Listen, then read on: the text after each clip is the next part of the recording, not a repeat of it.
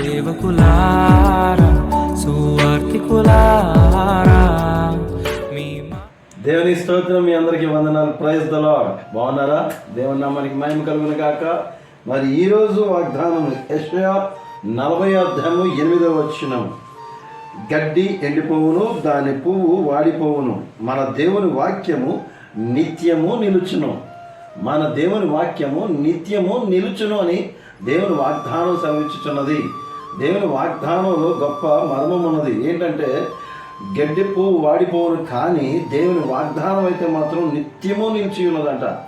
దేవుని వాగ్దానము, దేవుని వాక్యము నిత్యము నిలిచి ఉండడానికి కారణాలు ఏంటంటే మనము ఆయన చెప్పిన మాటకు లోబడుతూ, ఆయన చెప్పిన మాటకి అనుసరిస్తూ, ఆయన నడతలో నడుస్తూ దేవుని మహిమపరుస్తే, నిత్యము ఆయన వాక్యంలో జీవిస్తూ ఉంటే నిత్య జీవానికి తీసుకువెళ్తుంది అనే వాక్యం అది.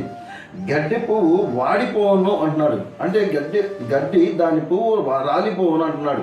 నిజమే కదా. ఈరోజు మానవులైన మనము కొంతసేపట్లో కనపడి అంతలో మాయమైపోతున్నాం. అయినను మనము తిరిగి నిత్య జీవంలో కనపడతామని ఆయన విశ్వాసంతో మనల్ని బలపరుస్తున్నాడు. ఆయన వాక్యంతో మనల్ని సరిచేస్తున్నాడు. కనుక మనం ఏం చేయాలంటే దేవుని వాక్యాన్ని మనం మన హృదయాల్లో పెట్టుకోవాలని వాక్యం చెప్తుంది. అంటే ఇక్కడ రాయబడిన మాట ఏమన్నాడంటే మన దేవుని వాక్యము నిత్యము నిలుచును. మన దేవుని వాక్యము నిత్యము నిలుచును. అవును ప్రియ సహోదరి సహోదరులారా, ఈరోజు ఎన్నెన్నో మాటలు చెప్తూ ఉంటారు. ఎన్నెన్నో మాటలు చెప్తారు, కానీ ఎన్నటికీ నిలవు. కానీ దేవుని వాక్యం అయితే నిత్యము నిలుస్తుందంట. ఎందుకు నిలుస్తుంది? ఆయన మార్గంలో నడుస్తూ ఉన్నాం. ఎందుకంటే ఆయన వచ్చాడు, చూశాడు, నడిచాడు, కనుకనే ఆయన మాట్లాడుతున్నాడు. ఆయన చూపించాడు, మార్గం అంతా చూపించాడు, ఎలా నడవాలో ఎలా చేయాలో అన్నీ చూపించాడు. కనుక ఆయన వాక్యము, దేవుని వాక్యము, దేవుని మాటలు నిలిచిను. దేవుడు మరి ఈరోజు నీతో నాతో మాట్లాడుతున్నాడు. ఆయన మాటలు నిలిచి ఉన్నాయి. కనుక దేవుడు నిన్ను నన్ను దీవించి ఆశీర్వదించును గాక. కన్నులు మూసుకున్న ప్రార్థన చేద్దాం.